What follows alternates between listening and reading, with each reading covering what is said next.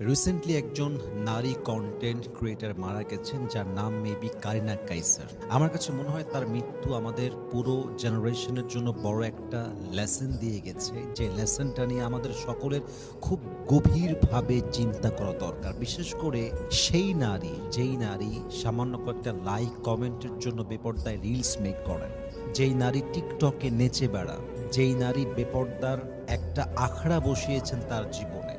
এমনভাবে তার জীবনটা সে লিড করছে যেন পর্দা নামে কোনো বিধান যে পৃথিবীতে আছে, ইসলামে আছে, তার জীবনে আছে, এটার যে কোনো এক্সিস্টেন্স আছে, তার ভেতরে এরকম কোনো রিয়েলাইজেশন দেখলে বোঝা যায় না। মুসলমান ঘরের নারী টিকটকে নাচের ভিডিও বানায়, মুসলমান ঘরের নারী শাড়ি পরে যেভাবে যেমনভাবে শো করতে মনে চায়, নিজেকে যেভাবে রিপ্রেজেন্ট করতে মনে চায় করতেছে।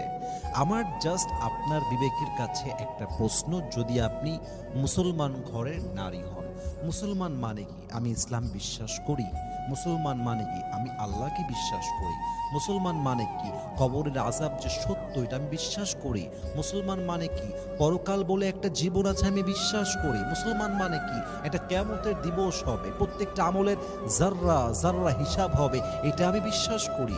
তো প্রিয় বোন, আপনি তো কারিনা কাইসারের মতো আজকে রাতে মারা যেতে পারেন, কালকে সকালে আপনার দাফন হতে পারে।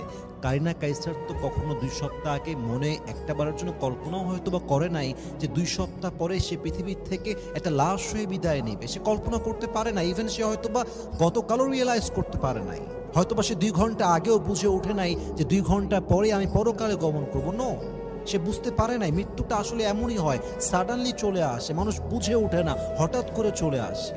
তো আপনি যখন মারা যাবেন, আপনি কবরের বাসিন্দা হয়ে গেলেন, কিন্তু আপনার কন্টেন্টগুলো থেকে যাবে।